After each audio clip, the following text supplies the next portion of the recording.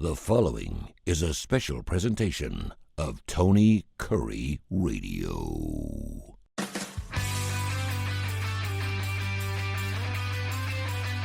Along with Michael Coleman, he's the CEO of the Heart of Alabama Food Bank. This is called Bite by Bite. I'm Tony Kurre. We do a little segment every single week, a little podcast talking about food insecurities and how we can make this a better place to live. In the great state of Alabama, they serve 35 counties. American Institute of Baking, AIB, which is known now as? Yeah, AIB International. Yep. Yeah, it came around in 1919. And now it's basically the international standard for food safety inspections for organizations. One of the things that we're required to do is by the Feeding America is that once every 2 years, we have to have an AIB inspection. Mm-hmm. And we recently had ours. And so I thought it was a good opportunity just to talk about a little bit about food safety and the amount of effort that's put into it. Primarily because, lots of times we think around our house, we're told don't leave raw chicken on the counter. Sure. And if you get salmonella, make sure you cook your food at proper temperature. But there's so much more to it because we are constantly going through training to understand about temperature control to the point that we have 5 different, we have 7 freezers and coolers combined. And so our temperature gauges are actually online so that even on the weekend, it's the middle of the night, if our temperature drops below the standard, even for just a second, we get notified, hey, there's a problem. And, we can rush in and save that food. And because we understand that, when we're transporting it from our freezer, it can only be out 30 minutes without some type of further help, because if it thaws out and then people refreeze it, then you could have germs and that's a safety problem, bacteria. So we just do so many things to make sure that the food supply is well maintained. And I just want our audience to know that how much effort is put into it, because I want them to have confidence that if they ever need to use a food bank, or if they are in just regular grocery stores and things, to have an appreciation, because we have, I think, the USDA, and I get it, some people are like, oh, the USDA government, but let me tell you, they really serve a purpose. I'll give you one good example. We recently took a truck, we picked up, we get donated chicken from the Tyson plant in Eufaula, Alabama, and we picked up a truckload of it. And what they do is they start killing on Monday, and they'll kill a certain amount, and then they'll have extra or miscut parts, and they do that all the week, and then we go pick it up on Friday. Well, some of the tubs were just killed the day before, some of them were killed 4 days prior.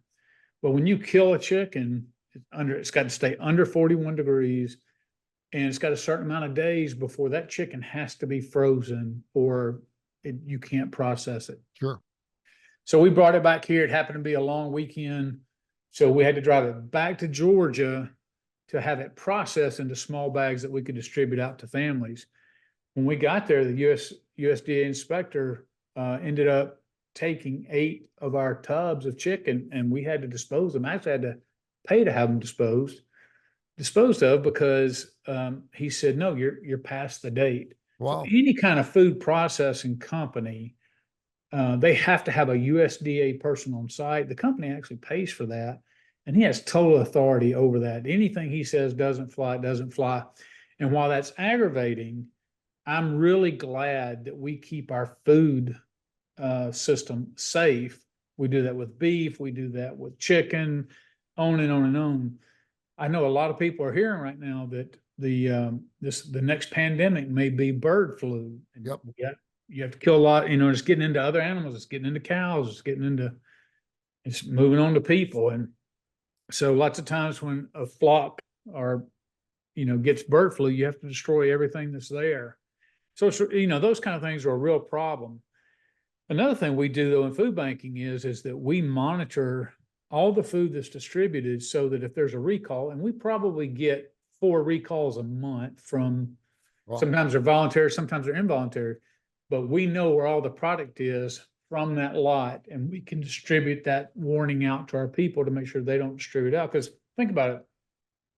You have people that are coming to our agencies in different neighborhoods across 35 counties, and they're in need. And the last thing that they are thinking about is this food safe? They are hungry. Their families are hungry. They need this food. And we want them to rest assured that if we're distributing it, it's because we've done everything that's necessary in order to keep this food safe.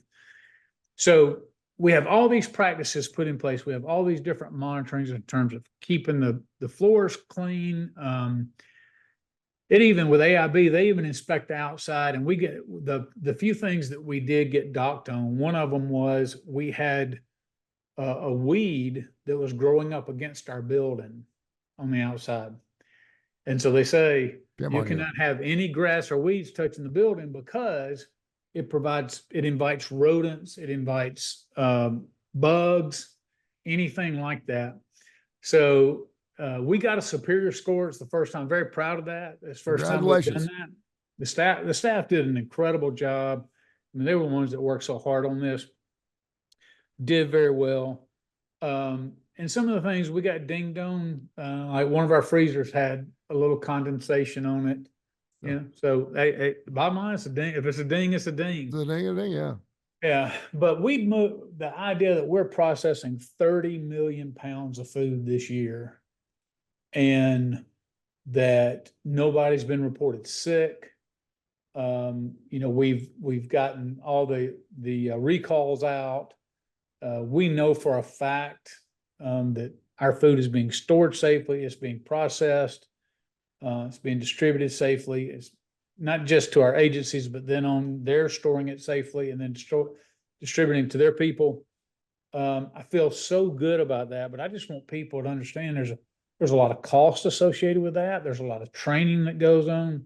So don't think of a food bank as just a big room with some food in there. I mean, we are constantly monitoring dates on things, ensuring safety. And I would just say it's a priority over all things. Last thing I'll say is we have high level trained staff that inspect these. So these are not just regular food handling qualifications. These are people that are management qualified, 30 level qualified, to where we can take seafood, any kind of food, and we can navigate that safely. And that was all validated by our inspection. It always you always think, yeah, I'm doing a good job, but until an outside agency comes in and kind of gives you that stamp and says, yeah, you're superior in this area. And so again, very proud of the staff, but again, I want all the people we try to help, but that's not just going on here at the Heart of Alabama Food Bank. That's every single food bank in this nation is working extremely hard to elevate food safety, because we know that we're serving a vulnerable population, and they count on us to do the little things to make sure that the food put in their mouth is not going to make them sick. Well, congratulations, and now go cut your grass. Thank you. That's right. I will say this. We always had this thing called QSA. It was called Quality Service Assurance. And it would be someone that would come into the fast food restaurant. So I was working at Kentucky Fried Chicken. And we would know, and they wouldn't obviously announce when they were coming. It's where you get your food scores. Whenever you walk in at Arby's or McDonald's, you'll see that score on yeah. Oh yeah. And anything below like a 90 is horrible. I mean, you're expected to, it's not like an A in school. You're expected to do perfect, because that means you're touching food and doing food. That's right. And at Kentucky Fried Chicken, we had a 68 at our store, and of the 32 points, 30 of them were against me. I had dropped a piece of chicken on the floor and picked it back up and put it back in the tray. I was wearing the manager's tie. I think I dropped an F-bomb up in the front. I mean, they were all things. And, and I got let go of my services, and then I got hired back 3 days later because I was the best damn chicken man at Kentucky Fried Chicken, and I was having a bad day. But I remember I set a record for QSA. So congratulations, my man. Good job. Thank you. We'll do it again next week, all right? Absolutely.